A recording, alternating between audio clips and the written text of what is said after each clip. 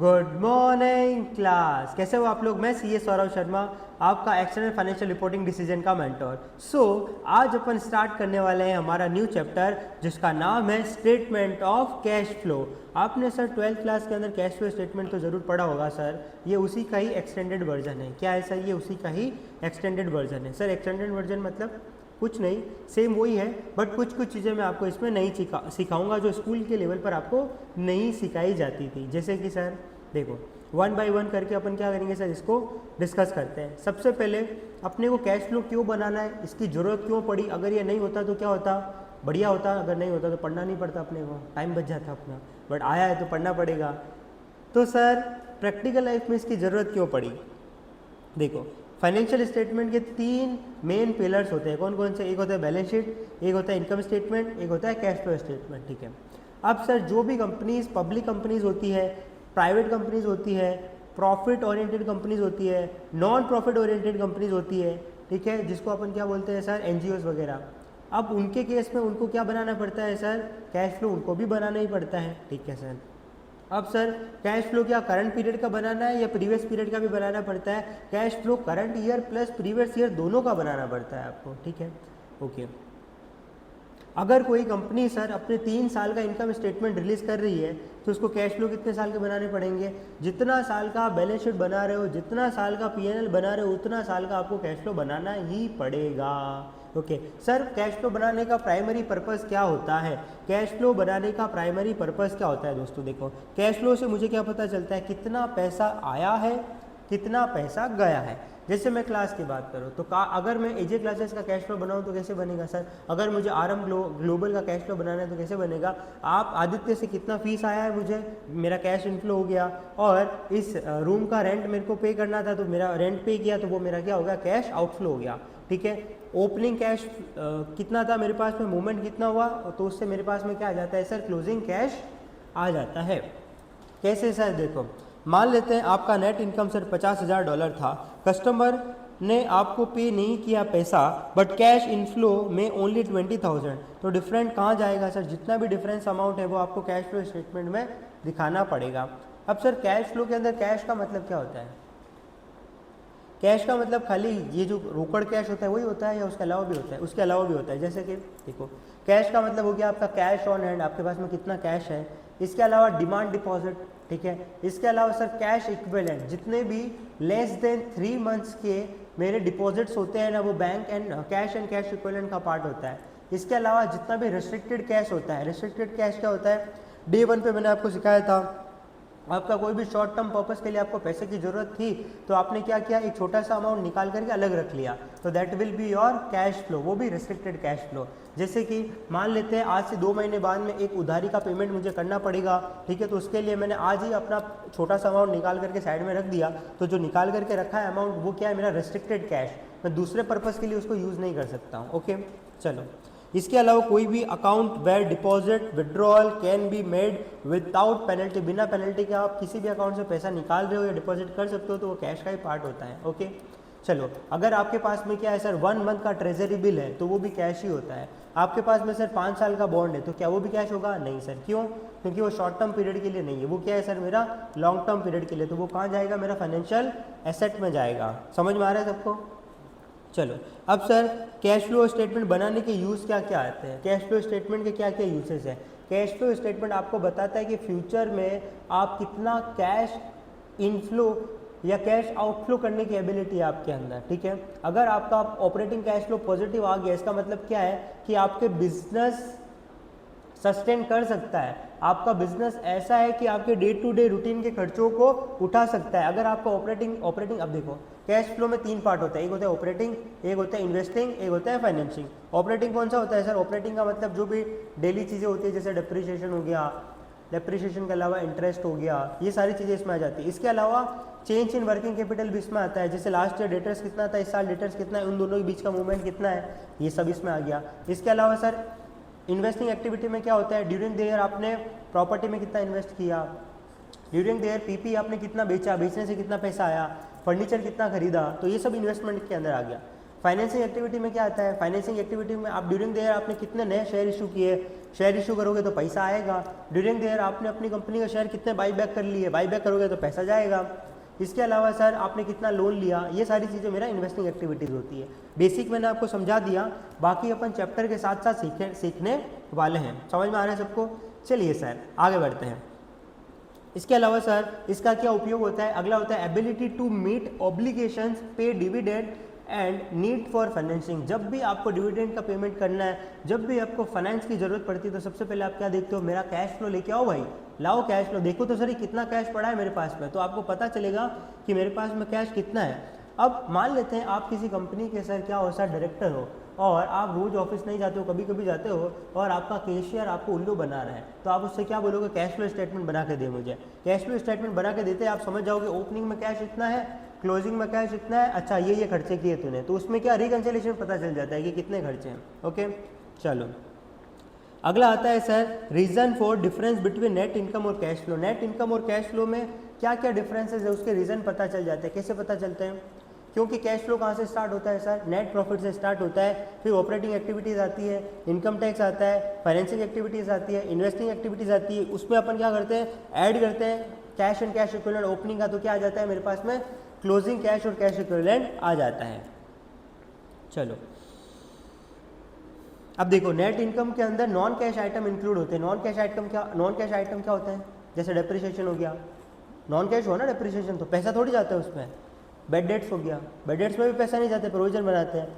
Fair value gain and loss हो गया, तो ये सब क्या हो गया मेरा, नॉन कैश आइटम हो गया। सर रेंट पे किया, वो क्या हो गया, नॉन कैश आइटम होता है, नहीं होता है, क्योंकि उसमें एक्चुअल में कैश का आउटफ्लो होता है। Okay effect of cash and non cash investing और फाइनेंसिंग एक्टिविटी। अब इन्वेस्टिंग और फाइनेंसिंग एक्टिविटी में जितना भी नॉन कैश आइटम होता है, आपको क्या करना पड़ता है सर, उसको कैश फ्लो से हटाना पड़ता है। लेकिन जैसे कि पहले इसका एग्जांपल दो मुझे, मान लेते हैं आपने क्या किया, एक इक्विपमेंट खरीदा, मुझे एक हेवी प्लांट और मशीनरी की ज़रूरत थी, मैं खरीद के आ गया। अब सामने वाले को बोला पैसा दो, मैं बोला पैसा तो है ही नहीं, कहाँ से दो, तो बोला पागल हो क्या, आपने मेरे से मशीन से ले ली रहा, बोल रहे पैसा नहीं दोगे, बोले नहीं पैसा तो दूंगा बट पैसे नहीं है। तो बोले पैसे कहाँ से दोगे, पैसे नहीं है तो बोला एक काम करो, आप मेरी कंपनी के शेयर खरीद लो। तो मैंने सुना था कि भाई कंपनी बहुत पुरानी है, इनके दादाजी से कंपनी बनी थी और अच्छा नाम है मार्केट में, तो मैंने क्या किया, बदले में कंपनी के शेयर खरीद लिए। तो बोलो कैश का आउटफ्लो हुआ इधर कुछ भी, या कुछ इनफ्लो हुआ, नहीं हुआ, तो ये क्या हो गया आपका नॉन कैश आइटम है। बट ये जितने भी नॉन कैश आइटम होते हैं कैश फ्लो के अंदर तो नहीं जाते हैं, लेकिन आपको कैश फ्लो के नीचे सेपरेटली दिखाना पड़ता है ओनली इन्वेस्टिंग और फाइनेंसिंग एक्टिविटी के कैश फ्लो के आइटम जो भी नॉन कैश वाले होते हैं। समझ में आया आपको? चलिए सर आगे बढ़ते हैं। कैश फ्लो के 3 पार्ट होते हैं, मैं आपको ऑलरेडी बता चुका हूँ कौन कौन से होते हैं, ऑपरेटिंग, इन्वेस्टिंग और फाइनेंसिंग। अब सर कैश फ्लो का बेनिफिट क्या होता है, ये भी अपन डिस्कस कर चुके हैं, क्या क्या बेनिफिट होता है, ताकि शो करता है हाउ कंपनी जनरेट और यूज कैश, कंपनी अपना पैसा कहाँ यूटिलाइज कर रही है, कंपनी कहाँ खर्चे कर रही है, कंपनी अपना पैसा कहाँ से बना रही है वो पता चल जाता है। इनकम और कैश फ्लो में डिफरेंस पता चल जाता है। इन्वेस्टिंग और फाइनेंसिंग डिसीजन में मदद करता है। अब देखो कैश फ्लो देख के आप पता लगोगा, ओहो पिछले 3 सालों से मैं इस कंपनी में क्या कर रहा हूँ सर, इन्वेस्टिंग बहुत कर चुका हूँ, मतलब बहुत सारे पीपी खरीद चुका हूँ। तो आपको क्या डिसीजन लेने में आपको हेल्प मिलती है कि मुझे अब इन्वेस्टमेंट नहीं करना है पीपी के अंदर, क्यों, पिछले 3 सालों से आउटफ्लो हो रहा है। चलो इसके अलावा सर मान लो कोई भी स्टार्टअप है, स्टार्टअप का सर क्या होता है, ऑपरेटिंग कैश फ्लो स्टार्टिंग में तो नेगेटिव ही होता है, तो सर वो क्या करता है, नए शेयर इशू करके पैसा लेके आता है कंपनी के अंदर। ठीक है, आपने सुना होगा स्टार्टअप्स लोग फंडिंग रेज करते हैं, फंडिंग राउंड 1 2, ठीक है, एंजल इन्वेस्टर्स आते हैं, वो लोग उनको पैसा देते हैं, क्योंकि स्टार्टिंग में तो उनके खर्चे ही होते हैं, पैसा तो उनको कुछ मिलता नहीं है, रेवेन्यू तो कुछ होता ही नहीं है। चलिए इसके अलावा सर रीपेमेंट एबिलिटी कितनी है कंपनी की, कैश फ्लो से पता चलता है। किसी भी कोई भी कंपनी देखो, कैश रिच कंपनी कब होती है, जब उसका कैश फ्लो भरा भरा होता है। जैसे आपको पता हो रिलायंस कैश रिच कंपनी, क्यों, क्योंकि उसका कैश फ्लो हमेशा पॉजिटिव रहता है। तभी तो कभी जियो लेके आ जाता है फ्री में, कभी क्या लेके आ, कैंपा लेके आ गया अभी पॉकेट के अंदर, 1.5 लीटर पानी की बोतल दे रहा है 20 रुपये में, बाकी के लोग तो 1 लीटर ही दे रहे हैं। तो वो क्या ऐसा क्यों कर रहा है, क्योंकि उसके पास में कैश बहुत सारा, कैश रिच कंपनी है, तो वो क्या करता है, कैश बर्न करता है स्टार्टिंग के अंदर, उसको पता है बाद में तो मैं पैसा कमा ही लूंगा, है ना। आइडिया वोडाफोन को तो भगा ही दिया है मैंने, वैसे ही मैं किनले को भी भगा दूंगा पानी के बिजनेस से। चलिए सर, तो ये सारी चीज़ें इसके अंदर आती हैं। अगला होता है सर, हेल्प करता है इन्वेस्टर को असेस करने में डिविडेंड सस्टेनेबिलिटी। अब डिविडेंड कितना पे किया कंपनी ने, ये कैश फ्लो में देख करके इन्वेस्टर पता कर लेगा, तो पता चलता है कि भाई कंपनी क्या अच्छी कंपनी है, कंटिन्यूस बेसिस पर डिविडेंड दे रही है तो इन्वेस्टर क्या करता है, उस पर इन्वेस्ट कर लेता है। अब सर कैश फ्लो की लिमिटेशंस भी होगी, फायदे होते हैं तो नुकसान भी तो होते ही है ना। नुकसान क्या क्या है, देखो सबसे पहला नुकसान, ओके सर, तो अपन लिमिटेशंस की बात कर रहे थे, तो कैश फ्लो में लिमिटेशंस क्या होता है, कैश फ्लो ओनली कैश के मूवमेंट को दिखाता है सर, ओवरऑल फाइनेंशियल हेल्थ को नहीं बताता है। क्यों, अब जैसे डेप्रिसिएशन हम हटा देते हैं, बेड डेट्स अपन हटा देते हैं, जितना भी नॉन कैश आइटम होता है पूरा का पूरा अपन कैश फ्लो से हटा देते हैं, तो वो ओनली क्या बताता है sir, only financial position, only cash के मूवमेंट को बताता है। जैसे कि मान लेते हैं आपका ऑपरेटिंग कैश फ्लो आ गया, अब वो क्या कर लेता है, हाइड कर लेता है कि अनपेड सप्लायर कितना है, ठीक है, this will be visible only in the balance sheet. कैसे, देखो ऑपरेटिंग एक्टिविटी में क्या आता है, बैलेंस शीट के करंट एसेट और करंट लाइबिलिटी का मूवमेंट आता है, क्लोजिंग कितना था, ओपनिंग कितना था, खाली मूवमेंट आ गया, ओके। अब सर मान लेते हैं पिछले साल $5 लाख का डेटर्स थे, इस साल 5.5 लाख डॉलर का डेटर्स है, और मेरा 1 लाख का ही क्या है सर रेवेन्यू है, इसके सामने इतने डेटर्स और इसके बीच का मूवमेंट कितना है, ओनली $50,000 का, तो कैश फ्लो कितना कैप्चर करेगा सर, डिफरेंस ओनली 50,000। अब लोगों को तो पता ही नहीं चलेगा कि सर एक्चुअल में उधारी कितनी है मेरी, वो तो बैलेंस शीट देख के पता चलेगा ना, वो $5.5 लाख की उसकी उधारी चल रही है अभी भी, क्लियर है। चलो, तो ये एक्चुअल पिक्चर प्रेजेंट नहीं करता है, ओनली कैश के मूवमेंट को ही बताता है, फाइनेंशियल हेल्थ के बारे में नहीं बताता है कि कंपनी के ऊपर उधारी कितना है। जैसे कि मान लो मुझे क्या करना है, कैश फ्लो के साथ छेड़छाड़ करना है, तो मैं कैसे छेड़छाड़ करूंगा सर बताओ। मैंने क्या किया, मैंने अपने डेटर्स को बोल दिया कि तू मुझे पैसा दे, ठीक है, मैंने अपने डेटर से पैसा ले लिया, तो ओपनिंग के अंदर कितना था सर, मेरा डेटर्स था मान लेते $5 लाख, क्लोजिंग में मैंने $1 लाख ही छोड़ा, तो $4 लाख का क्या हो गया, मेरा कैश इनफ्लो हो गया, तो कैश फ्लो भरा भरा दिखेगा। और वहीं क्रेडिटर्स को क्रेडिटर्स थे $3 लाख के, मुझे पेमेंट करना था, मैंने उनको पेमेंट किया ही नहीं, 3 लाख का 3 लाख ही दिख रहा है, तो कैश आउटफ्लो कुछ भी नहीं दिखेगा, तो लोगों को लगेगा यार कैश रिच कंपनी है, पैसा ही पैसा है, भाई उधारी भी तो देखो, पैसा देना भी तो है, पैसा ही पैसा है, दबा के बैठा हूँ मैं, पैसे छोड़ नहीं रहा हूँ, अलग बात है, रिलीज नहीं कर रहा हूँ मैं, तो ये एक्चुअल पोजीशन को नहीं बताता है कैश फ्लो, ठीक है। चलो, इसके अलावा indirect method hide individual cash inflow और आउटफ्लो, कैसे, जैसे आपको पता है डेटर से एक्चुअल में कैश इनफ्लो कितना हुआ इससे पता नहीं चलता, क्यों, क्योंकि यहाँ पर एडजस्टमेंट भी हो सकता है। मान लेते $5 लाख था, $5 लाख में से 50,000 का क्या हो गया सर, बेड डेट्स हो गया, तो $4.5 लाख ही गए ना बैलेंस शीट के अंदर। मूवमेंट में कितना आएगा, 5 लाख माइनस $4.5 लाख, 50,000 का कैश इनफ्लो दिखेगा। अरे भाई वो कैश इनफ्लो नहीं है, मैंने डेटर्स को क्या कर दिया, बुक से रिटर्न ऑफ कर दिया, वो मेरे को पैसा देगा ही नहीं, तो गलत पिक्चर प्रेजेंट करता है कि नहीं करता है, करता है, ओके। तो ये इसकी लिमिटेशन है, समझ में आया आपको। चलो, अब 1 बाय 1 करके अपन कैश का मतलब समझते हैं। पहले मैंने कैश में आपको क्या क्या बता दिया, कैश में क्या क्या इंक्लूड होता है सर, कैश में इंक्लूड होता है मेरा cash equivalent, restricted cash equivalent, okay. अब कैश इक्विवेलेंट के अंदर क्या क्या आता है, कैश इक्विवेलेंट के अंदर क्या क्या आता है सर, ओके। कैश और कैश इक्विवेलेंट के अंदर क्या क्या आता है भाइयों, सबसे पहले कैश इक्विवेलेंट के अंदर आता है मेरा highly liquid short term investment. जैसे मैंने आपको क्या बताया था, 1 month T bill, T bill क्या होता है, ट्रेजरी बिल, ट्रेजरी बिल कौन इशू करता है, गवर्नमेंट, बैंक नहीं गवर्नमेंट। गवर्नमेंट के जितने भी शॉर्ट टर्म के बिल्स होते हैं ना, जिनको बोला जाता है सर टी बिल, 1 मंथ का, 2 मंथ का, 3 मंथ का, 4 मंथ का, मतलब 3 मंथ्स तक, 4 मंथ्स नहीं, अप टू 3 मंथ्स, किसके अंदर आते हैं सर, कैश और कैश इक्विवेलेंट के अंदर आते हैं। और 3 मंथ से ज़्यादा का है, 12 महीने से कम का है, तो वो फाइनेंशियल एसेट बनता है, वो भी करंट वाला, और 12 महीने से ज़्यादा का है तो क्या बनेगा सर, नॉन करंट, ठीक है, ओके। कॉमन एग्जांपल इसके क्या होंगे सर, ट्रेजरी बिल हो गया, मनी मार्केट फंड्स हो गया, कमर्शियल पेपर्स हो गए, आरबीआई कमर्शियल पेपर इशू करता है, आपको पता होता है, तो कमर्शियल पेपर में अपन कैश और कैश इक्विवेलेंट का पार्ट होता है। चलो, मान लेते हैं कंपनी है, उसने एक टी बिल खरीदा जिसका मैच्योरिटी 45 डेज का है, तो उसको आप किस में डालोगे सर, कैश और कैश इक्विवेलेंट में ट्रांसफर करोगे। अगला आता है sir restricted cash and cash equivalent. इसके अंदर क्या आता है, अब देखो, there are amount set apart for specific purpose. जो मैंने आपको क्या बोला, फ्यूचर के अंदर कोई कैपिटल प्रोजेक्ट आने वाला है, या फिर मेरे को लॉन्ग टर्म डेट का रीपेमेंट करना है, या फिर सर मेरे को क्या करना है, किसी भी लेंडर को पैसा देना है, तो इसके लिए मैं क्या करता हूँ, पहले से ही पैसा निकाल करके अलग से रख लेता हूँ, तो वो क्या होता है मेरा रेस्ट्रिक्टेड कैश, ओके। अगर ये 12 महीने से कम का है तो कैश में आएगा, 12 महीने से ज़्यादा का है तो सर किस में आएगा, मेरा इसमें नहीं आएगा, वो कैश और कैश इक्विवेलेंट का पार्ट नहीं बनता, मेरा फाइनेंशियल एसेट बनता है, ओके। चलो, एसएफसी का मतलब क्या होगा, statement of cash flow. Statement of cash flow के अंदर क्या क्या मूवमेंट आता है सर, कैश का मूवमेंट आता है, कैश इक्विवेलेंट का, रेस्ट्रिक्टेड कैश और रेस्ट्रिक्टेड कैश इक्विवेलेंट सबका मूवमेंट आता है, ओके। और अगर कोई भी फंड एक जेब से निकाल के दूसरे जेब में डालते हो तो क्या वो कैश फ्लो होता है? नहीं होता है मतलब आपने कैश से निकाल के बैंक में जमा कराया, बैंक से निकाल के तिजोरी में रख दिया तो कैश का मूवमेंट नहीं है। आपने अपनी एक पॉकेट से 500 का नोट निकाल के दूसरी पॉकेट में डाल दिया तो वो कैश एंड कैश इक्विवेलेंट का ट्रांसफर नहीं माना जाएगा, ठीक है। ऑपरेटिंग, फाइनेंसिंग, इन्वेस्टिंग किसी भी एक्टिविटी में वो नहीं आएगा। समझ में आ रहा है सबको? चलो मान लेते हैं 5 लाख रुपए आपने ट्रांसफर कर दिए from a checking account to a money market fund, तो क्या वो कौन सी एक्टिविटी में दिखाएंगे? किसी में भी नहीं दिखाएंगे। क्यों? क्योंकि कैश और कैश इक्विवेलेंट के अंदर ही मूवमेंट हो रहा है। चलिए अगला आता है सर प्रेजेंटेशन एंड डिस्क्लोजर। आपको each and every line item को सेपरेटली डिस्क्लोज करना पड़ेगा, ठीक है।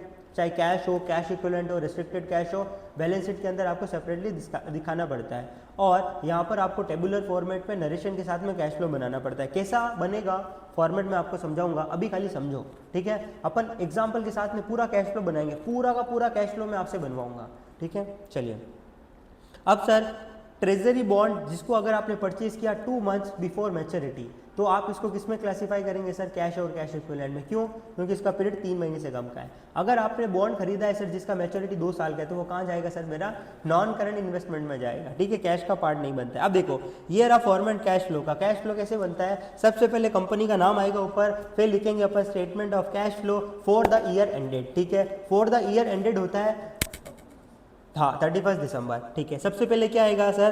Cash flow from operating activity कितना आएगा? सब यहाँ लिख देंगे 1 by 1, इन्वेस्टिंग एक्टिविटी का 1 by 1, फिर फाइनेंसिंग एक्टिविटी का 1 by 1। तो ये तीनों क्या होता है सर? ये मेरा तीनों मूवमेंट हो जाते हैं। फिर इसमें अपन क्या करते हैं? ओपनिंग बैलेंस को ऐड करते हैं तो मेरे पास में क्या आ जाता है सर? क्लोजिंग बैलेंस आ जाता है। और मैंने आपको क्या बोला था? नॉन कैश इन्वेस्टिंग और फाइनेंसिंग एक्टिविटी को आपको क्या करना पड़ता है? सेपरेटली कैश फ्लो के नीचे दिखाना पड़ता है। इसका एग्जाम्पल मैंने आपको क्या दिया था बताओ? वो पीपी खरीदा था और सामने मैंने शेयर इशू कर दिए थे, तो कैश फ्लो नहीं है ना वो, तो नॉन कैश आइटम है, तो कैश फ्लो के नीचे आपको दिखाना पड़ेगा। समझ में आया आपको? क्लियर है? चलिए सर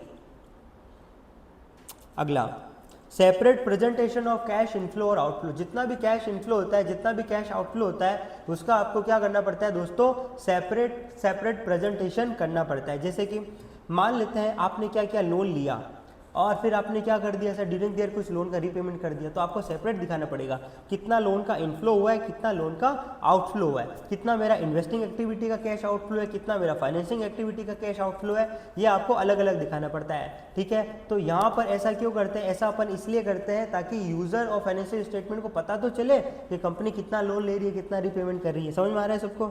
एक कंपनी ने कैश पेड किया मशीन खरीदने के लिए, तो वो कहाँ जाएगा सर? इन्वेस्टिंग एक्टिविटी का पार्ट बनेगा, फाइनेंसिंग का बनेगा, या फिर ऑपरेटिंग का बनेगा सर? ऑपरेटिंग का पार्ट नहीं बनेगा। क्यों? ऑपरेटिंग में ओनली बिजनेस एक्टिविटीज आती है। फाइनेंसिंग में कौन सी आती है सर? इशू वगैरह करे, शेयर वगैरह। इन्वेस्टिंग में जितना भी इन्वेस्टमेंट है, परचेज किया, जो भी है, डिस्पोजल ऑफ किया। तो यहाँ मैंने मशीन खरीदी, किस में जाएगा? यस। नेक्स्ट आता है sir netting cash flow when required. अब नेट ऑफ कब कर सकते हो आप कैश इनफ्लो और आउटफ्लो को? ये तभी पॉसिबल है जब एक ही हेड का आइटम है। जैसे इन्वेस्टिंग एक्टिविटी के अंदर कैश का इनफ्लो हो रहा है और इन्वेस्टिंग के अंदर ही कैश का आउटफ्लो हो रहा है, तो आप नेट कैश यूज बताओगे सर कितना आएगा मेरा?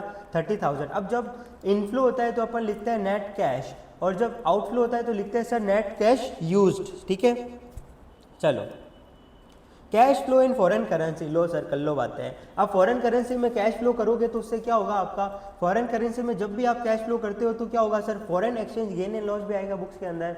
मैंने क्या किया? यूएस के अंदर माल बेचा, ठीक है, या यूएस से लोन लिया, तो मेरा इन्वेस्टिंग एक्टिविटी में आ गया, लोन लिया। अब मैं उसको कन्वर्ट किस रेट से करूँ? और हर साल लोन का रीपेमेंट करूँगा तो कन्वर्जन होगा, तो जितना भी गेन एंड लॉस होगा फॉरेक्स का वो कहाँ जाएगा? वो भी तो मेरे को उसका भी तो ट्रीटमेंट करना ही पड़ेगा ना। और कौन सी रेट पे कन्वर्ट करूँ? तो यहाँ पे बोला गया अपने को एवरेज रेट लेना पड़ेगा फॉर द पीरियड के लिए। और जो मान लेते हैं 10,000 पाउंड का कैश का payment is recorded using the rate applicable to that payment day. Payment date पर जो भी रेट होगी ना वो आपको रेट लेनी पड़ेगी। Okay sir. अगला sir classification of cash activities in statement of cash flow. जैसे ऑपरेटिंग एक्टिविटी ऑलरेडी बता चुका हूँ। ऑपरेटिंग में क्या आता है sir? Day to day business activity, sale, purchase, depreciation related to generation of revenue और एक्सपेंस। इन्वेस्टिंग में क्या आएगा? इन्वेस्टिंग में आएगा अगर आपने कोई भी एक्वायर किया है लॉन्ग टर्म एसेट, या फिर आपने डिस्पोज ऑफ करी लॉन्ग टर्म एसेट, तो इन्वेस्टिंग में आएगी। इसके अलावा अगर आपने कोई भी इन्वेस्टमेंट खरीदा है या बेचा है तो इन्वेस्टिंग में आएगा। फाइनेंसिंग में क्या आएगा? ट्रांजैक्शन रिलेटेड टू ओनर और लॉन्ग टर्म क्रेडिटर। मतलब अगर आपने कोई भी लोन लिया तो आएगा। और ओनर से रिलेटेड ट्रांजैक्शन क्या होता है? ओनर को डिविडेंड का पैसा दिया, डिविडेंड का पेमेंट किया। एक बात बोलता हूँ, ध्यान से सुनना, इंटरेस्ट किधर आता है, इंटरेस्ट होता है ऑपरेटिंग के अंदर जाता है, लेकिन डिविडेंड का पेमेंट किधर जाता है सर, फाइनेंसिंग में जाता है। क्यों? क्योंकि वो ओनर का पैसा होता है। इसके अलावा सर आपने कोई भी शेयर इशू किया, बोरोइंग करी, लोन का रीपेमेंट किया या डिविडेंड का पेमेंट किया तो फाइनेंसिंग एक्टिविटी में आ जाता है। चलिए सर, ये एक छोटा सा एग्जांपल है। ऑपरेटिंग में $40,000 का क्या है सर, पॉजिटिव बैलेंस है। इन्वेस्टिंग के अंदर $25,000 का नेगेटिव बैलेंस है। फाइनेंसिंग में $5,000 का पॉजिटिव बैलेंस है। तो नेट कैश का मूवमेंट कितना हो गया मेरा, 20,000 नेट कैश का मूवमेंट हो चुका है। ठीक है सर, यस सर। सो अब अपन वन बाय वन करके डिस्कस करेंगे। सबसे पहले ऑपरेटिंग एक्टिविटी में, ऑपरेटिंग एक्टिविटी में कौन कौन सी एक्टिविटी आएगी, जैसे जितना भी कैश इनफ्लो और आउटफ्लो होता है ना, प्रोड्यूसिंग एंड डिलीवरिंग गुड्स और सर्विसेज, ठीक है, मतलब सेल्स और परचेज से रिलेटेड। इसके अलावा सर इन्वेस्टिंग और फाइनेंसिंग वाले आइटम यहाँ पे नहीं आएंगे। क्यों? अरे यार उसके लिए अलग से सेक्शन है तो अलग में जाएगा ना। इसके अलावा अगर कोई भी आइटम ऐसा है जो इन्वेस्टिंग और फाइनेंसिंग में नहीं आता है, वो कहाँ जाएगा, मेरा ऑपरेटिंग में आ जाएगा। ठीक है, अब ऑपरेटिंग के अंदर क्या क्या इंक्लूड होता है वन बाय वन करके डिस्कस करते हैं। अगर आपको कोई भी पैसा रिसीव हुआ है कस्टमर से तो वो किस में आएगा सर, ऑपरेटिंग में। अगर आपको कोई भी कैश रिसीव हुआ है फ्रॉम इंटरेस्ट ऑन डिविडेंड का, क्या हुआ है sir, dividend receive, interest receive, कहाँ आएगा, ऑपरेटिंग में। डिविडेंड पेड, इंटरेस्ट पेड, कहाँ आएगा, देखो डिविडेंड रिसीव्ड, इंटरेस्ट रिसीव्ड क्या होता है, कैश इनफ्लो। आउटफ्लो भी तो इसी में आएगा ना, डिविडेंड पेड, इंटरेस्ट पेड किस में आएगा, गलत। डिविडेंड पेड किस में आता है, किस में आता है, मैंने आपको बोला था डिविडेंड फाइनेंसिंग में आता है, ओनर्स का पैसा होता है। ओनर से रिलेटेड जितने भी ट्रांजेक्शन होते हैं ना, वो किस में आते हैं, इन्वेस्टिंग में आते हैं, सॉरी फाइनेंसिंग में आते हैं, इन्वेस्टिंग में क्या। ठीक है, चलो वापस से सुनना। जितना भी कैश, देखो कैश इनफ्लो की मैं पहले बात करता हूँ, फिर आउटफ्लो की करूँगा। इनफ्लो में क्या क्या आ गया, आपने माल बेचा, माल बेचने से जितना भी कैश आया। इसके अलावा डिविडेंड आपको मिला वो इसी में आता है, क्योंकि मिला आपको मिला है, आपने पेमेंट नहीं किया, आपको जो मिला आ गया। इंटरेस्ट जो आपको मिला आ गया। इसके अलावा सर, इसके अलावा जितना भी पैसा मिलता है ना, जैसे आपको इनकम टैक्स से रिफंड मिला, आपने एक्सेस पे कर दिया तो रिफंड मिला, वो भी इसमें आएगा। सप्लायर से आपको कोई भी रिफंड मिला, वो भी इसमें आएगा। इसके अलावा सर ट्रेडिंग सिक्योरिटीज़ का जितना भी पैसा है वो भी इसी में ही आएगा।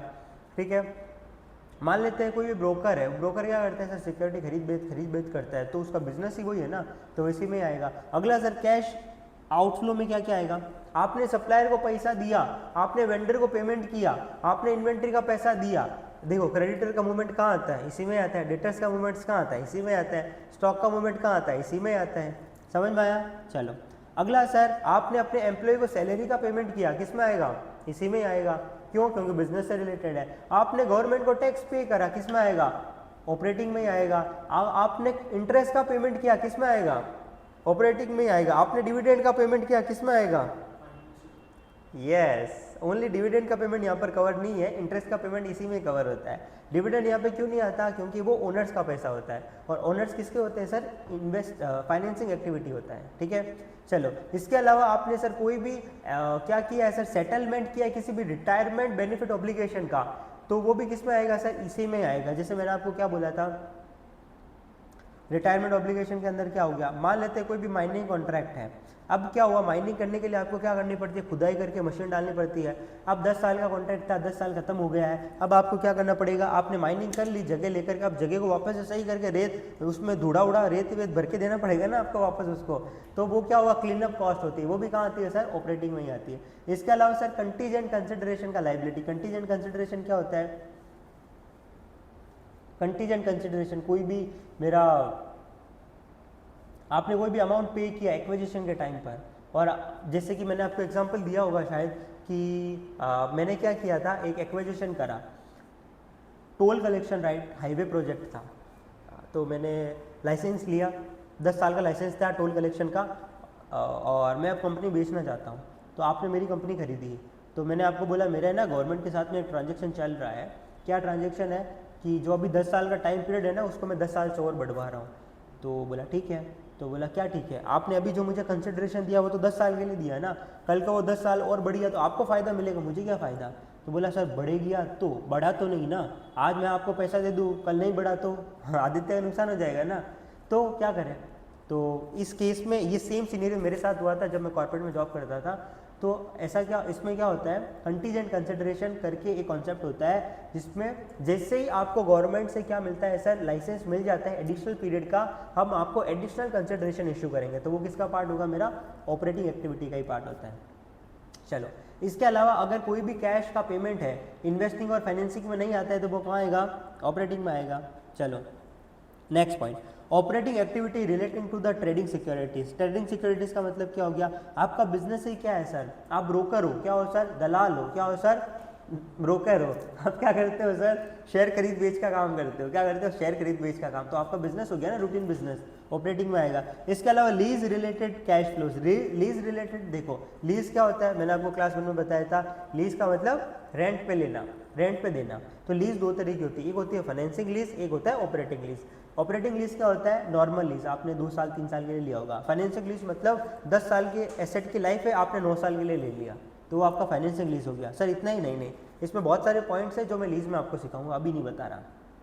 चलो, अब फाइनेंसिंग लीज में क्या होता है, जितना भी इंटरेस्ट का पोर्शन होता है ना, वो कहाँ जाता है सर, मेरा ऑपरेटिंग एक्टिविटी में जाता है। क्यों, मैंने बोल दिया था इंटरेस्ट का पेमेंट और इंटरेस्ट रिसीव कहाँ जाता है, ऑपरेटिंग के अंदर जाता है। प्रिंसिपल का रीपेमेंट कहाँ जाएगा सर, प्रिंसिपल का रीपेमेंट जाएगा फाइनेंसिंग एक्टिविटी में, याद रखना बहुत इंपॉर्टेंट है। इंटरेस्ट कहाँ जाता है, ऑपरेटिंग में, और प्रिंसिपल कहाँ जाता है, फाइनेंसिंग में, ठीक है। और ऑपरेटिंग एक्टिविटी के अंदर क्या होगा सर, कुछ भी नहीं। ऑपरेटिंग एक्टिविटी में जितना भी अमाउंट स्पेंड होता है ना, प्रिपेयर अनदर एसेट, वो खाली इन्वेस्टिंग में जाता है, बाकी पूरा का पूरा जितना भी कैश का पेमेंट होता है वो ऑपरेटिंग में जाता है, ठीक है। चलो, monthly rent for office under operating lease कहाँ जाएगा, ऑपरेटिंग एक्टिविटी के अंदर, कैश आउटफ्लो हो गया। अब सर ये तो लेसी की बात है, लेसी कौन होता है, लेसी वो पर्सन होता है जो रेंट पे लेता है, और लेसर कौन होता है, वो पर्सन होता है जो रेंट पे देता है। मतलब ये प्रमाइसेस मान लेते हैं, आपका है आदित्य कार, आदित्य ने मेरे को दिया है लीज पे, तो मैं लेसी हो गया, आदित्य क्या हो गया सर, लेसर हो गया। आदित्य ने मेरे को लीज पे दिया है, अब मेरे लिए मंथली रेंट क्या है, खर्चा है, खर्चा कहाँ जाएगा, ऑपरेटिंग एक्टिविटी में, कैश आउटफ्लो में जाएगा। ओके, चलिए सर नेक्स्ट कॉन्सेप्ट अपना। अब देखो, लेसर के केस पे 2 चीजें बताऊंगा, बवाल दोनों चीजें। पहली चीज, पहला होता है sir sale type direct financing lease है, ये क्या होता है, सेल टाइप का मतलब क्या हो गया। अब देखो, मुझे ना क्या करना था, एसेट को बेचना था, तो मैंने सोचा यार, मतलब मेरे पास ये प्रेमाइसेस है, आदित्य मेरे पास में आते हैं और बोलते मेरे को चाहिए, तो मेरे को पैसों की ज़रूरत थी, मैंने बोला बेच देता हूँ यार। फिर मैंने सोचा बेच दूंगा ना तो नुकसान हो जाएगा, बोले क्या नुकसान होगा, वो कैपिटल गेन लग जाता है, आपको पता हो तो बेचते हैं, तो कैपिटल गेन से बचा जाए, कैसे बचते हैं, तो ऐसे बहुत सारे ट्रिक्स है अपने पास में। तो अपन ने सोचा कि लीज पे दे देता हूँ और क्या कर दूंगा, यहाँ पर फाइनेंस लीज पे दे देता हूँ। फाइनेंस लीज पे देने से क्या होगा, मेरी बुक से एसेट चली जाती है, सामने वाले की बुक्स में एसेट आ जाएगी। और फाइनेंस लीज में भी ऐसे लीज देता हूँ कि 5 साल 10 साल बाद में उसको ऑप्शन दे दूंगा कि तू खरीद लेना मेरे से बाद में, है ना, तब उसका वैल्यू भी कम हो जाएगा और टैक्स भी मेरा कम लग जाएगा, मेरे को भी फायदा, इसको भी फायदा। तो अब इस केस में मैंने क्या किया, यहाँ पर डीलर मैन्युफैक्चरर क्या करते हैं, मैन्युफैक्चरर बनाते हैं और बना करके उनको सेल करना होता है, बट वो सेल करने के बजाय क्या कर देते हैं, लीज पे दे देते हैं।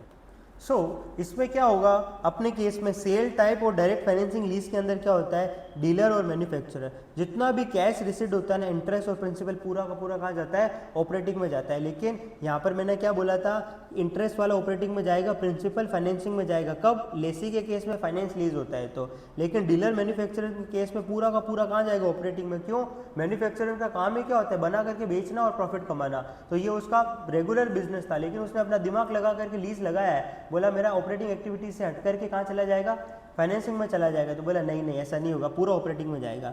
अगर यही सर फाइनेंशियल इंस्टीट्यूशन लेसर होता तो इंटरेस्ट का पोर्शन ऑपरेटिंग में और प्रिंसिपल का इन्वेस्टिंग में। यहाँ पर देखो, यहाँ पर प्रिंसिपल कहाँ जा रहा था, फाइनेंसिंग में जा रहा था, लेकिन यहाँ प्रिंसिपल कहाँ जा रहा है, इन्वेस्टिंग में जा रहा है। क्यों, क्योंकि देखो बैंक्स का काम ही क्या होता है, बैंक्स का काम होता है लोन देना लेना, ठीक है, लेकिन रेंट का काम नहीं होता है उनका। अब रेंट पर अगर वो कोई चीज़ कर रहे हैं, रेंट का बिजनेस, तो वो एज ए इन्वेस्टमेंट कर रहे हैं, बरोबर ना।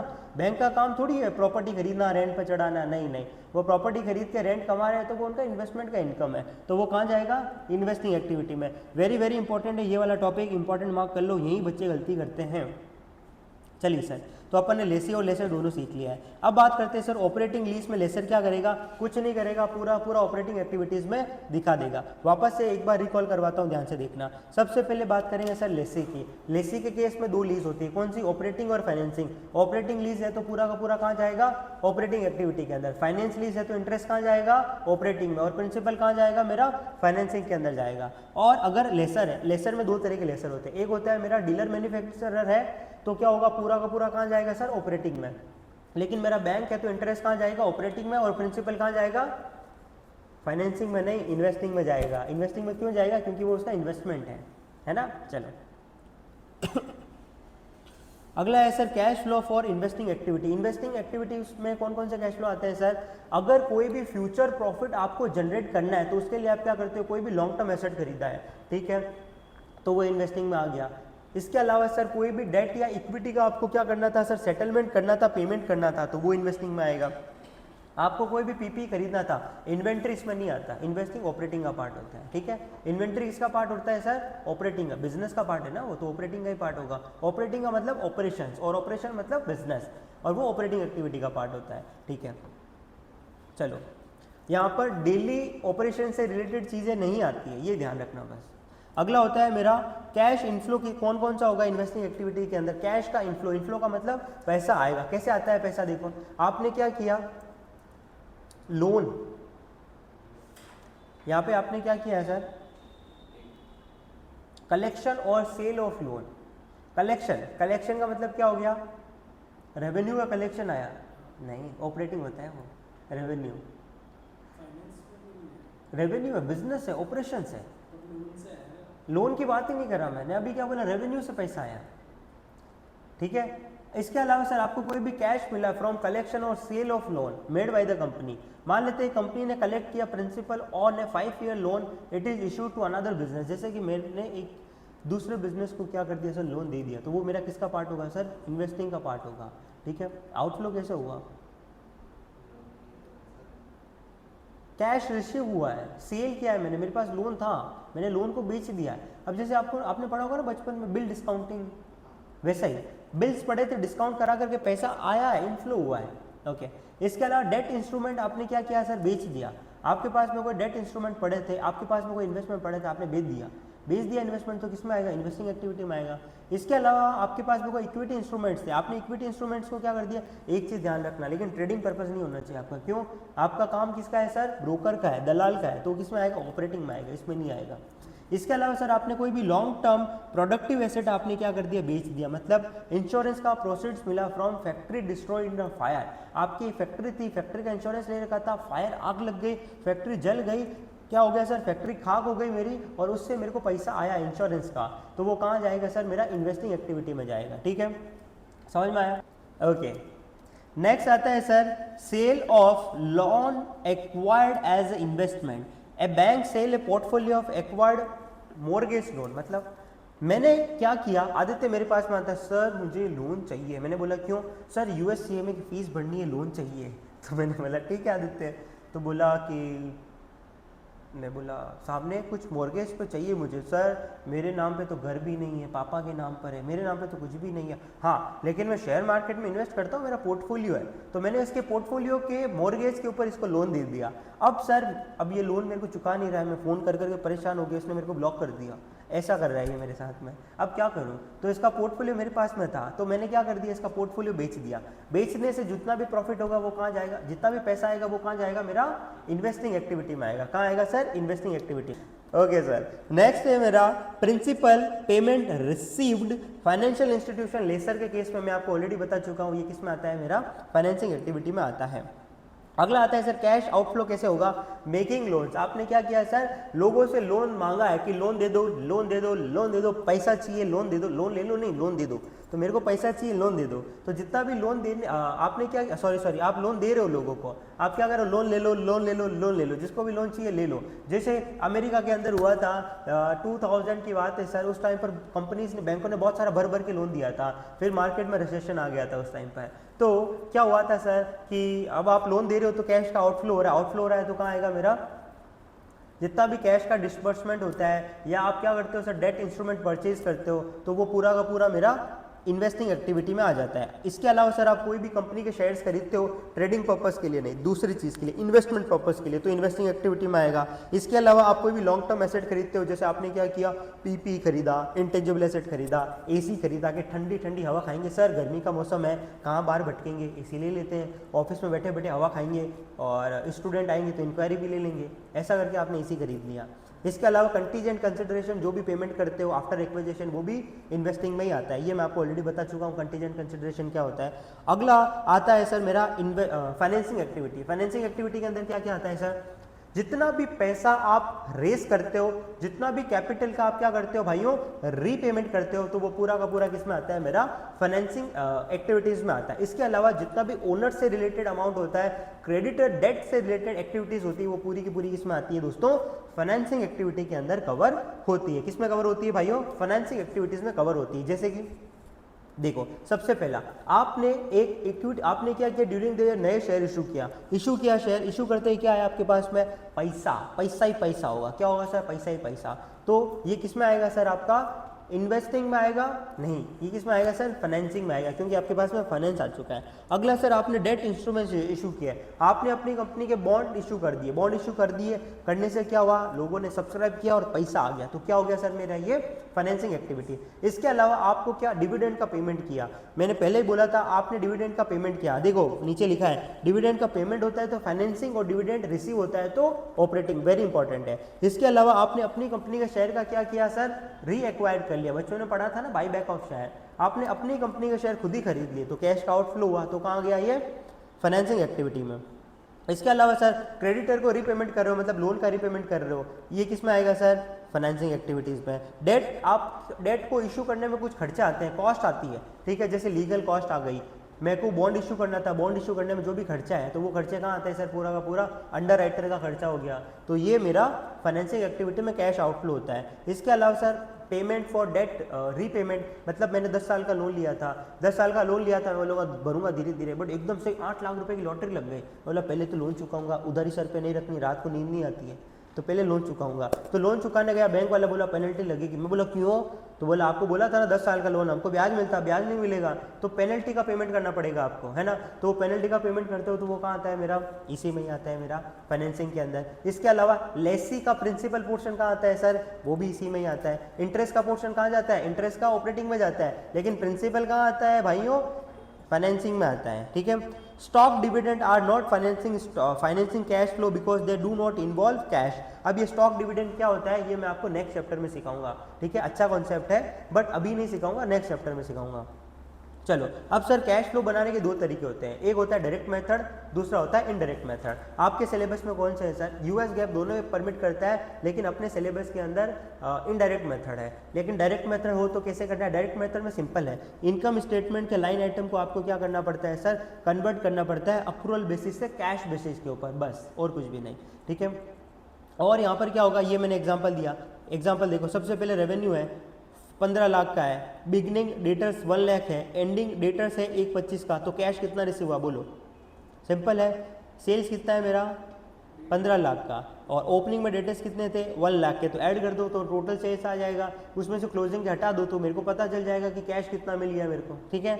चलो, नॉन कैश एक्सपेंस और रेवेन्यू को आपको हटाना पड़ेगा, डेप्रिसिएशन हो गया, बैड डेट्स हो गया, non cash non operating item को हटाना पड़ेगा, जैसे इन्वेस्टिंग और फाइनेंशियल एक्टिविटी का गेन लॉस, क्यों, क्योंकि उसके लिए तो सेपरेट सेक्शन है ना, वहाँ पे लेके जाओ। इनडायरेक्ट मेथड में क्या करना पड़ता है, इनडायरेक्ट मेथड में आपको प्रॉफिट से स्टार्ट करना पड़ता है, नॉन कैश आइटम का एडजस्टमेंट करना पड़ता है, वर्किंग कैपिटल के मूवमेंट डालने पड़ते हैं, और उसके बाद में इन्वेस्टिंग एक्टिविटी आती है, फाइनेंसिंग एक्टिविटी आती है, फिर ओपनिंग कैश ऐड करते हैं तो ऑटोमेटिकली क्लोजिंग कैश आ जाता है। सो इसी तरह अपना ये चैप्टर कंप्लीट हो चुका है दोस्तों, ओके। और फिर नेक्स्ट चैप्टर के अंदर दूसरा जो चैप्टर है वो इसी का पार्ट 2 है, जिसमें अपन इन डिटेल सीखेंगे कि इन्वेस्टिंग एक्टिविटी और फाइनेंसिंग एक्टिविटी क्या होता है। आइए सर एमसीक्यू करते हैं हमारे इस चैप्टर के। क्वेश्चन नंबर 1 क्या बोला गया है, देखिए ध्यान से, गौर से देखिए दर्शकों, ये वही क्वेश्चन है जो आपके एग्जाम में आ सकता है ठीक है। चलिए question number 1, a sale of available for sale debt securities held in portfolio. Portfolio क्या होता है आपका, पोर्टफोलियो होता है आपका इन्वेस्टमेंट, तो ये कहाँ जाएगा सर मेरा इन्वेस्टिंग एक्टिविटी के अंदर। अगला, with reference with respect to statement of cash flow FASB accounting standard codification classify business transaction into operating investing और financial activity which of the following, ये देखो ऊपर की तो 2 लाइनें फालतू में दी उन्होंने, यही था, यहाँ से क्वेश्चन चालू हो रहा है। which of the following transaction should not be classified as a financing activity। अरे भाई ये इतना ही पूछता है ना, ज्ञान क्यों दिया, इसमें से कौन सा फाइनेंसिंग एक्टिविटी नहीं है। पहला डिविडेंड का पेमेंट होता है सर। इनकम टैक्स का रिफंड, कॉमन स्टॉक इशू किया है और परचेज किया है treasury stock, treasury stock purchase किया है, स्टॉक परचेज किया है, कॉमन स्टॉक को इशू किया है, डिविडेंड का पेमेंट किया है। देखो ओनली इनकम टैक्स रिफंड ये कहाँ जाता है मेरा, ऑपरेटिंग एक्टिविटीज में जाता है। Next, when preparing the statement of cash flow companies are required to report separately as a operating cash flow for all of the following except, अब operating का पार्ट कौन सा नहीं बनेगा बोलो, बाकी सब ऑपरेटिंग के पार्ट है, एक को छोड़ दो तो आप कौन सा बनेगा sir. Interest paid on companies bond, interest paid किस में आता है, ऑपरेटिंग में आता है ना, ये ऑपरेटिंग। कैश डिविडेंड, ओहो डिविडेंड का पेमेंट किस में आता है भाइयों, फाइनेंसिंग में आता है, तो यही इसका आंसर हो गया। ठीक है, next, the sale of available for sale debt security should be accounted for invest statement of cash flow, किस में जाएगा सर ये, sale of available for sale debt security, ये सेम ही होगा सर मेरा, इन्वेस्टिंग में ही होगा, ये पहला क्वेश्चन था ना, सेम ही वैसा ही है। हाँ बट उसमें कैसे हेल्ड करे, एज ए सिक्योरिटीज हेल्ड किया है ना, सिक्योरिटीज पे पोर्टफोलियो होता है ना आपका क्या कर रहे हो। अगला, on November 15, 2000 Sankey machinery corp purchase $3 lakh US treasury bond with a maturity date of January 31, 2001 on December 2000 Sankey still on the treasury bond. Sankey treat all liquidated investment with maturity of 3 months or less when purchase a cash equivalent on Sankey's statement of cash flow for December 2000. How should the US treasury bond be reported? देखो अब उसने खरीदा कब था, और maturity का period कितना है, जनवरी, तो कितना हो गया, दिसंबर जनवरी, मतलब 2.5 मंथ्स इतना ही होगा। और 3 महीने से ज़्यादा की चीज़ होती है तो किसका पार्ट बनता है सर मेरा, कैश का पार्ट बनता है ना। बोलो सर इसका आंसर कितना होगा, it is a part of cash और cash equivalent and restricted cash ending balance. Restricted क्यों, क्योंकि यहाँ पर रेस्ट्रिक्टेड पर्पज, यहाँ पर बोला ना हाईली लिक्विडेड इन्वेस्टमेंट है, कभी भी जरूरत पड़ा तो पैसा यहाँ से काम आ जाएगा। Question number 6, a financial statement includes all of the following item: net income, depreciation, operating activity and financing activity. What statement is this? कौन से स्टेटमेंट में ये सारी चीजें आती है, बोलो सर। देखो कौन कौन सा item, net income, depreciation, operating activity बोल दिया ना तो कैश फ्लो में जाना पड़ेगा, ऑपरेटिंग एक्टिविटी कैश फ्लो के अलावा और कहीं पे भी नहीं आता है।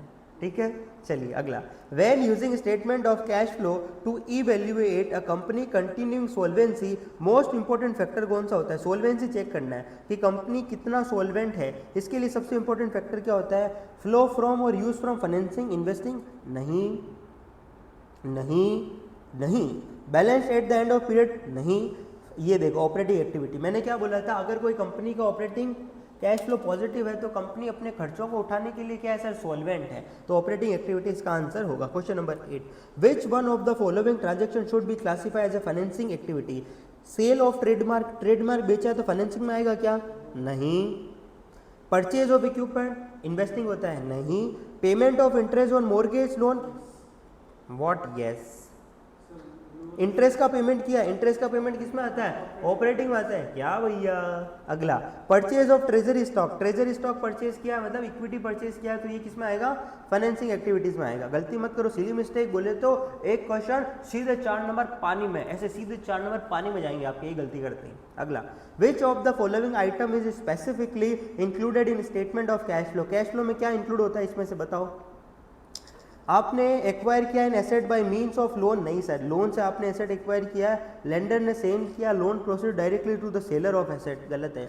Operating and non operating cash flow information, बरोबर है, दोनों ही जाती है, तो इसका आंसर क्या हो जाएगा सर, बी।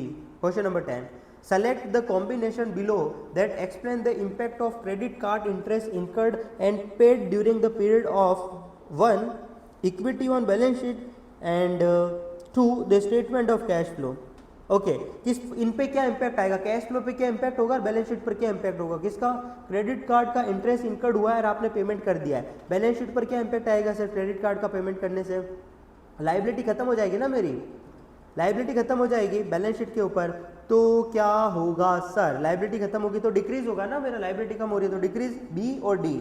अब अगला, अब सर कैश फ्लो पर क्या इंपैक्ट आता है, क्रेडिट कार्ड का मतलब इंटरेस्ट का पेमेंट किया है, क्रेडिट कार्ड के इंटरेस्ट बोला है क्या उसने, हाँ इंटरेस्ट का पेमेंट किया है, तो इंटरेस्ट का पेमेंट किस में आता है सर, ऑपरेटिंग में आता है ना इंटरेस्ट, तो कौन सा ऑप्शन राइट होगा, डी। चलो, ए statement of cash flow would have a cash activity listed in which of the following order, simple है, पहले क्या आता है ऑपरेटिंग, फिर क्या आता है फिर इन्वेस्टिंग, फिर क्या आता है फाइनेंसिंग, तो 11th का B. 12, all of the following are classification on statement of cash flow except, कौन सा चीज इसमें कैश फ्लो में नहीं आता, ऑपरेटिंग आता है, इन्वेस्टिंग आता है, फाइनेंसिंग आता है, इक्विटी एक्टिविटीज नहीं आता, ऐसा कभी जीवन में मैंने आपको पढ़ाया ही नहीं है, तो इसको लाल कलर करेंगे अपन, कौन सा सर, लाल कलर करेंगे अपन। चलो question number 13, next, with respect to statement of cash flow, फिर से ज्ञानबाजी करिए, FASB ये बोलता है वो बोलता है, मैं क्या करूं यहाँ से, all of the following should be classified as investing activity except, question तो यहीं से चालू हो रहा है, तो इन्वेस्टिंग में कौन सा नहीं जाएगा बताओ, sale of bond of another company जाएगा, cash inflow from sale of manufacturing plant, हाँ PP बेचा है मैंने, cash outflow to lender for interest, नहीं जाएगा, लेंडर फॉर इंटरेस्ट, अब देखो इंटरेस्ट तो ऑपरेटिंग में जाता है और लेंडर को पैसा का आउटफ्लो हुआ है तो ये इसमें जाएगा, मेरा फाइनेंसिंग में जाएगा। चलो तो option C is the right answer. Question number 14 पर आइए, in statement of cash flow payment of common share dividend appear in the activity section of a cash flow, कौन सी सबसे पहले डिविडेंड किस में अपीयर होता है, पहले तो ये बताओ, डिविडेंड दो जगह आ सकता है, यहाँ पे क्वेश्चन ने ये बोला है कि डिविडेंड रिसीव है कि पेमेंट है, अच्छा पेमेंट बोला है, तो डिविडेंड पेमेंट कहाँ आता है, फाइनेंसिंग में, और पेमेंट किया है तो आप क्या करोगे सर, यूज हुआ है पैसे का, तो वर्ड क्या यूज करोगे यहाँ पर, यूज्ड। ओके चलो, statement of cash flow is intended to help user of financial statement, क्या हेल्प करता है सर बता दो, ABCD में से किसकी हेल्प करता है सर, ये कंपनी की मदद करता है एसेस करने में ability to generate future cash net inflow, ताकि अपन अपनी ऑब्लिगेशन को मीट कर सकें। Reader of statement of cash flow wishes to analysis the major classes of cash receipt and cash payment from operating activity, which method of reporting cash flow from operating activity will supply that information, मुझे क्या चाहिए sir, operating activity में खाली cash का receipt और cash का payment चाहिए, तो कौन सा मेथड होता है, डायरेक्ट के अंदर आता है ऐसा या इनडायरेक्ट के अंदर आता है, ये आता है सर ओनली डायरेक्ट मेथड में, क्यों, इनडायरेक्ट मेथड में तो प्रॉफिट से स्टार्ट करते हैं, फिर अपन नॉन कैश आइटम्स को उसमें से हटाते हैं, क्लियर है सर सबको। ओके सर, अब बढ़ते हैं आगे, नेक्स्ट क्वेश्चन की तरफ बढ़ते हैं। 1 करोड़ का सवाल आपके लिए आ चुका है, ध्यान से देखिए देवी और सज्जनों। क्वेश्चन है, dividend paid to company share holder would be shown on the statement of cash flow. अब सर इसका जवाब आपको देना है, बोलिए सर इसका जवाब क्या होगा। तो क्या ऑप्शन बी को लॉक कर दिया जाए, या सर आपको कोई लाइफलाइन की जरूरत है, 50-50 चाहिए, फोन ऑफ फ्रेंड चाहिए, ठीक है, या एक्सपर्ट एडवाइस चाहिए। एक्सपर्ट एडवाइस में आपको मेरी एडवाइस ही मिलेगी और किसी की एडवाइस नहीं मिलने वाली है, तो ऑप्शन बी को लॉक कर दिया जाए सर। 1 करोड़ रुपए आप जीत चुके हैं sir, option B is the right answer. चलिए question number 18, the presentation of major class of operating cash receipt less the major class of operating cash disbursement is best described as. अब ये कौन से मेथड के अंदर होता है sir, ये आपको बताना है। ये सर डायरेक्ट मेथड में ही होता है, ऐसा इनडायरेक्ट मेथड में ऐसा कभी होता ही नहीं है। All of the following should be classify as a investing activity in the statement of cash flow except. Statement of cash flow की इन्वेस्टिंग एक्टिविटीज में कौन सी चीजें आती है एक्सेप्ट, मतलब एक इसमें से कौन सा नहीं आएगा, बोलो। यस, इंटरेस्ट कहाँ आता है सर, ऑपरेटिंग में आता है। क्वेश्चन नंबर 20, इंटरेस्ट के 3 क्वेश्चन आ गए, लो कर लो आते हैं।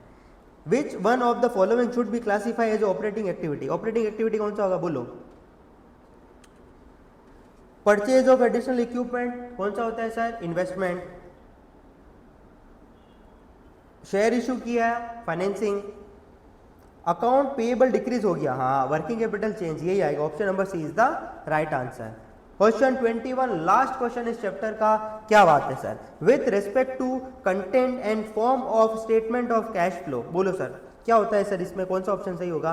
The direct method of reporting cash flow from operating activity include disclosing the major class of gross cash receipt और पेमेंट, करेक्ट है सर, यही होता है कैश फ्लो डायरेक्ट मेथड में, तो यही होता है। ओके सर, इसी के साथ अपन ने 1 बाय 1 करके सारे एमसीक्यूज और सारे के सारे कॉन्सेप्ट इस चैप्टर के अपन ने कंप्लीट कर लिए हैं। अब मिलते हैं अगली क्लास के अंदर पार्ट 2 इसी चैप्टर का, जिसके अंदर अपन इन्वेस्टिंग और फाइनेंसिंग एक्टिविटीज को और अच्छे से सीखेंगे और इसके 40 एमसीक्यू अपन क्लास के अंदर करने वाले हैं। मिलते हैं नेक्स्ट क्लास में, तब तक के लिए खुश रहिए, मस्त रहिए, पढ़ते रहिए और कमेंट में जरूर बताइए कि आपको कैसा लगा लेक्चर।